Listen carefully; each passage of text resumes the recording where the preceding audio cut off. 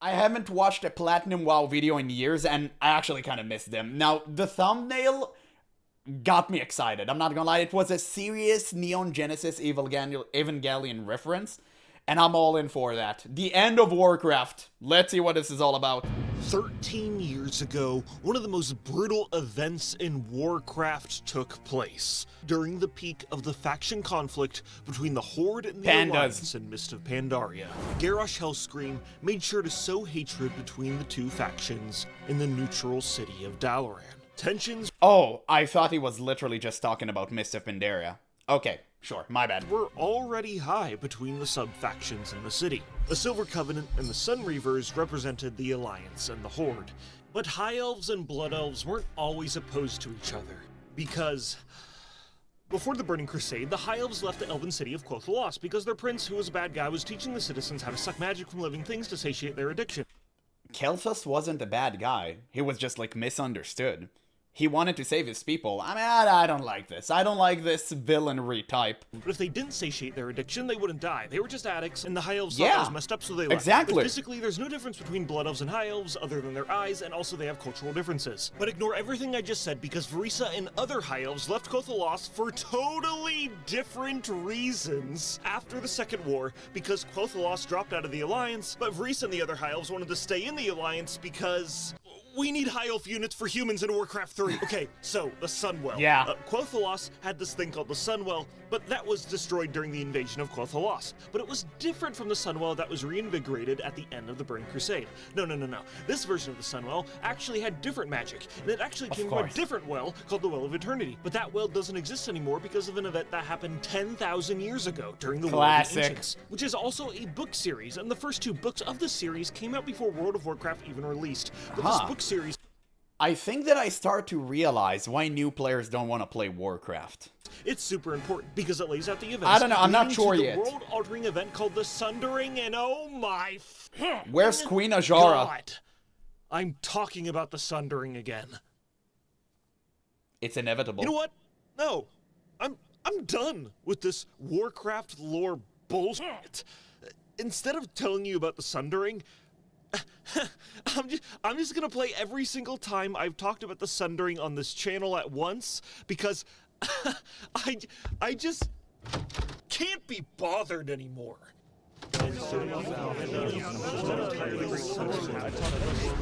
Okay, that's not a lot.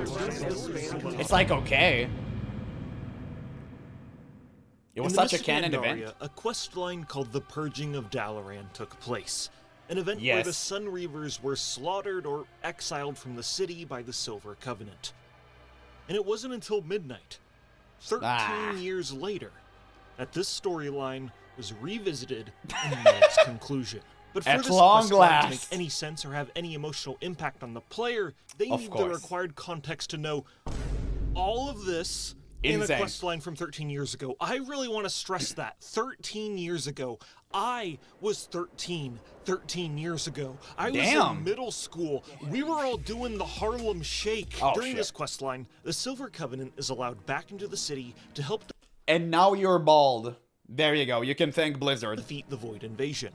It's fine. Afterwards, they make a compromise and combine the Silver he's extremely young. and the Sun Reavers into one singular faction called the Silver Sun Compact. Varisa and I have decided that our people can no longer afford to fight each other.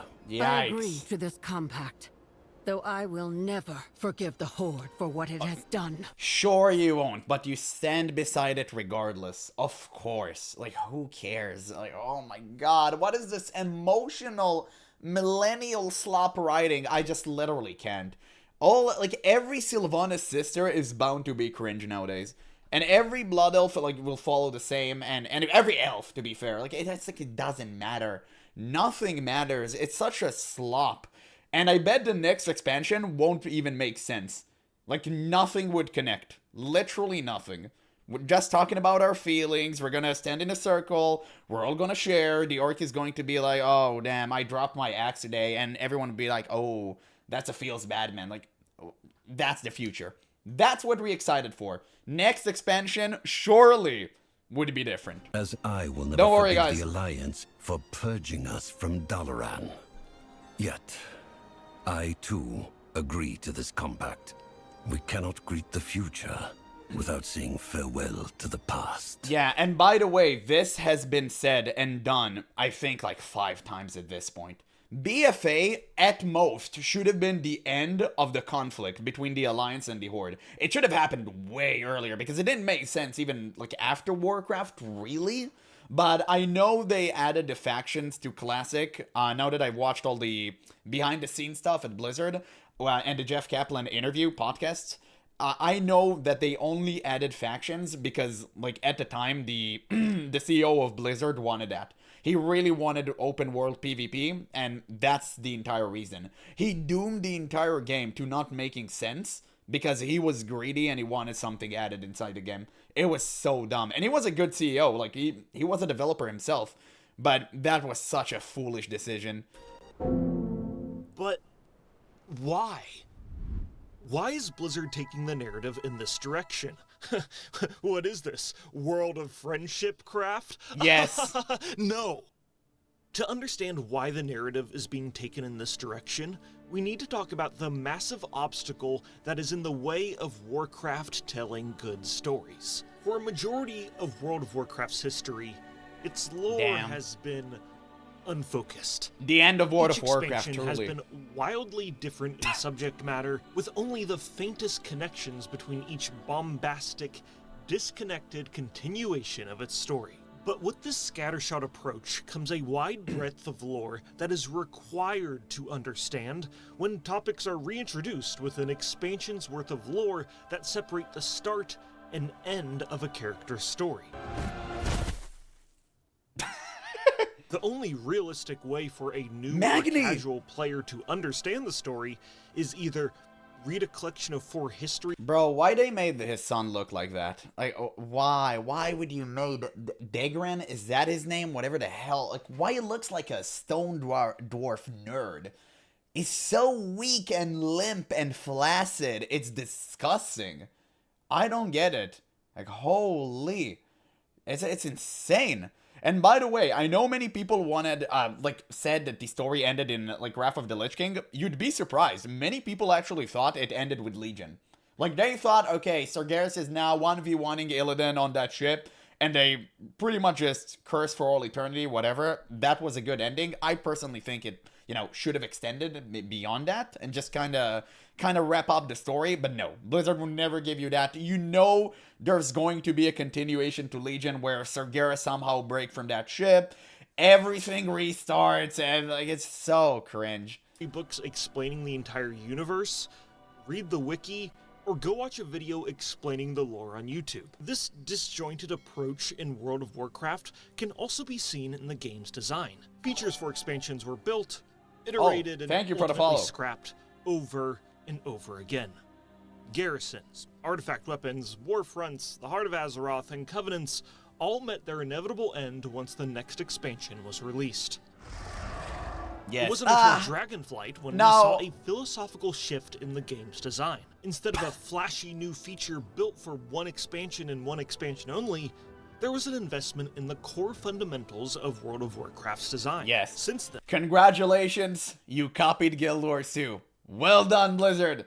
Truly, the pinnacle of innovation. And we've seen features like well dynamic flying, talent trees, professions, auction house revamp, cross-faction gameplay, warbands, delves, UI changes, and most impactful that of was all, welcomed. Housing. A massive core pillar of gameplay being introduced in Midnight. True. World of Warcraft is... Are you gonna mention the real-life money element to it? Or are you just gonna say, oh, they added housing and that's it? Because now, you have a separate currency for housing too. Because it wasn't enough to have a base game you need to pay for as a new expansion comes out. It's not enough to have a subscription per month. And it wasn't enough to have a cash shop filled with ridiculous mounts and transmogs. No, you needed one more real-life currency for housing. A feature that was in the waiting for 2 decades. They wanted to add that in vanilla World of Warcraft. And by the way, in case you didn't know, the things that you purchase with that currency, they're not permanent. So for example, if I purchase a sofa, I only have one. And if I use that, and I want to add one more, I need to go and purchase the exact same sofa again. Imagine, right? It's not even permanent. Insanity. And people actually agrees to this. And that's the problem. Blizzard is only doing what we allow them to. And we need to push back as hard as we can against it. Including myself, by the way. I need to do my due diligence and stop paying for Classic. I really need to do that. Right now, I'm not doing that. Maybe I'll try out Hardcore. I don't know. Depends. But I really don't want to give them any more money. And so far, I've been successful. Currently being made with the goal of setting the MMO up for success for the next 20 years. And the same thing is happening to the game's lore, which is desperately trying to recover from the sins of its past. Because from 2014 to 2020, the A-plot of World of Warcraft has kind of been a hot mess. And the peaks and valleys of the game's lore is directly correlated to the juggling of creative directors World of Warcraft has been fumbling through. The creative director for World of Warcraft from 2004 so to handsome. 2016 was Chris Metzen, the I love artistic him. mind that founded Warcraft. He would step down from his leadership role in 2016 after being burnt out having to manage World of Warcraft, the Warcraft movie, and the failed Project Titan. The last thing Chris was involved in was the Legion expansion and the cinematic for Battle for Azeroth. That cinematic was fire. Director Alex Afasarabi took Chris's place of a leadership Hey, he looks like such a nice guy. Where is he now? role in 2016. Afasarabi was allegedly known to be very proud of treating every WoW expansion like it was the last WoW expansion. Yes. Which is great. That what was he was known for, of course. And a certain suite.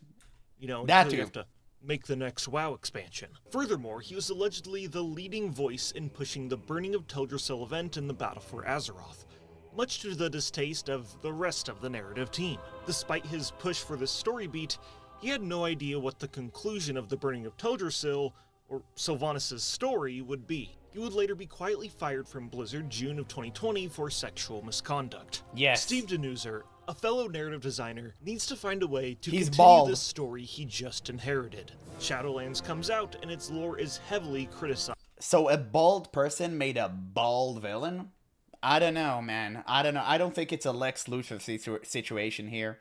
Oh man, that kind of sucks. But to be fair, I do understand that, like, constantly juggling between creative producers is just a nightmare. Because one inherits the other one work, and you really need to go back and follow up on every single event that occurred until that moment to kind of make a coherent experience. And not anyone is willing to do that.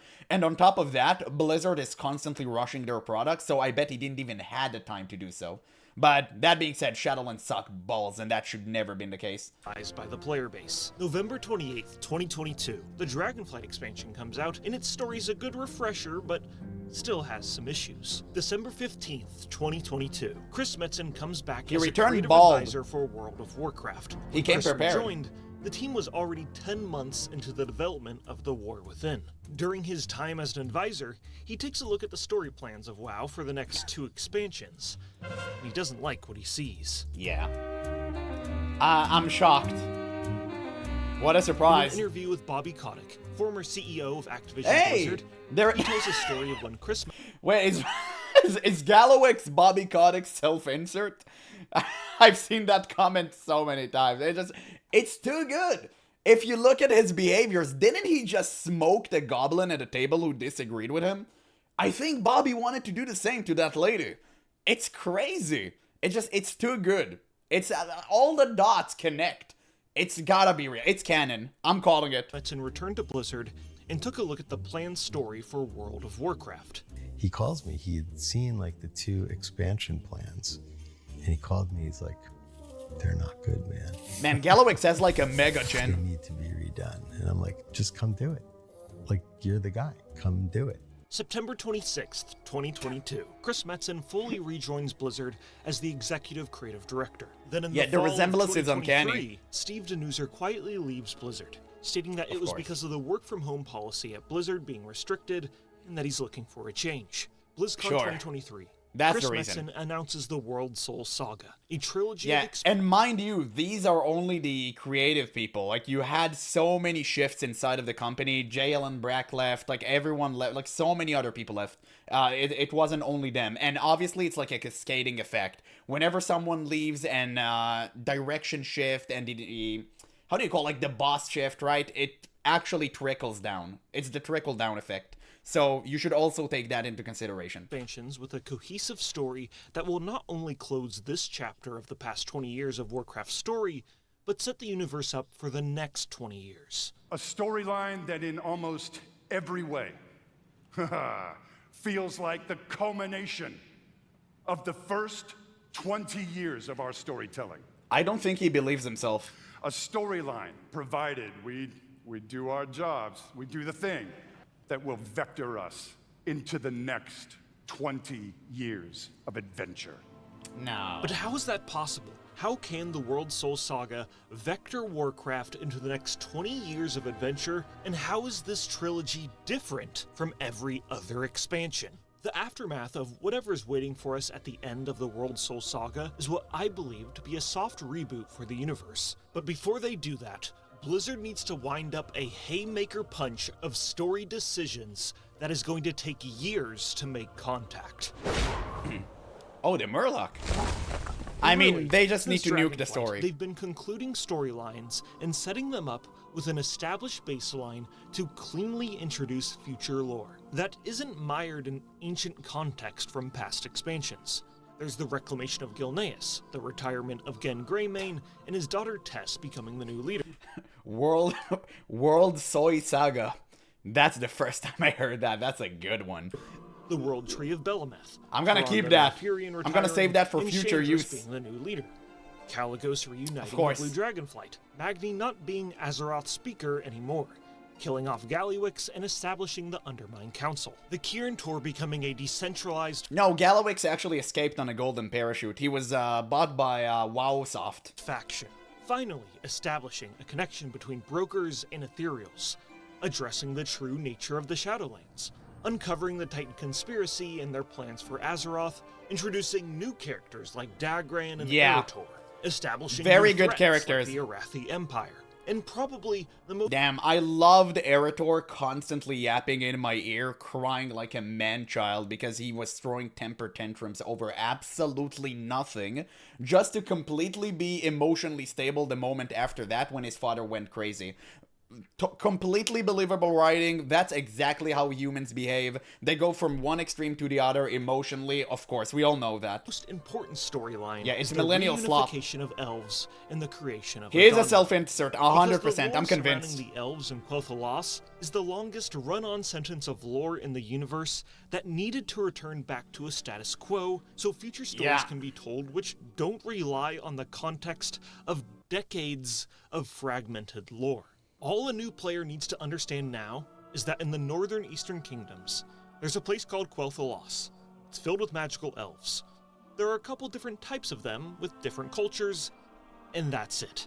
No, it's not true. It's not true. If that was true, the moment you encountered Valera inside of Midnight, you wouldn't have a block of text you can click on, and it's be like, who the hell are you? And then she tells you her entire life story. You are instantly wrong about that line. And you have so many other characters like this. It's like, who are you again? And they tell you, and it feels so out of place and unnatural. Like, whenever, who comes to another human being and tells them, like, bruh, who you are, and they immediately tell you your entire life story, and you're supposed to be emotionally captured by that? No, I don't agree to that, King. I think that this is bad. WoW should be nuked. Every character should be new. And maybe, save for a few key characters that kind of make a cameo appearance, I wouldn't agree to see anyone I'm already familiar with. Unless Broxigar finally finds a way back from time, and he was alive all along, and he just comes in, kills everyone, and that's fine. Like, I'll agree to that. You don't need to know what happened in the Burning Crusade, or the Mists of Pandaria, or the Battle for Azeroth. This is a fresh slate that stories can be built. Why did she have the filter on? And that isn't to say this is an erasure of Warcraft's story. This is an attempt to finally put some punctuation at the end of these run-on sentences. And if Warcraft is going to have a well-told story, it needs to build a foundation for these new stories to be told. We cannot greet the future without saying farewell to the past. Bro, don't make it sound like it's some sort of a smart quote. Like, please not. It's not insightful. It's cringe. We've heard that exact thing 100 times before. I don't trust Blizzard. They won't make anything good, and they won't reset World of Warcraft. Now, what I'm not At saying least not in a is meaningful that the way. story of the reunification of the elves and the cinematics that come with it are some master art of storytelling. Because it's really not. Hey, it's what I'm simple, saying Mar. is that from a holistic point of view, this shows that WoW's writers have diagnosed one of the major pain points for this legacy universe and are taking steps to rectify it, and that there's a clear long-term investment for the franchise, which can currently be seen in every facet of the game's design, from gameplay to story. Sure. In 2008, World of Warcraft Comic Volume 1 was released. So good. This collection of Warcraft comics... So good. Isn't that variant when he was called Logosh? Is that it? It's all of them. I forgot the druid name. It's in Malfurion. I forgot. They're all arena battlers. I literally forgot their names. Oh, it was so good. Comic Volume 1 was released. Any OG this remembers? Collection of Warcraft comics included a foreword from Chris Metzen talking about how his love for comics heavily influenced the Warcraft universe.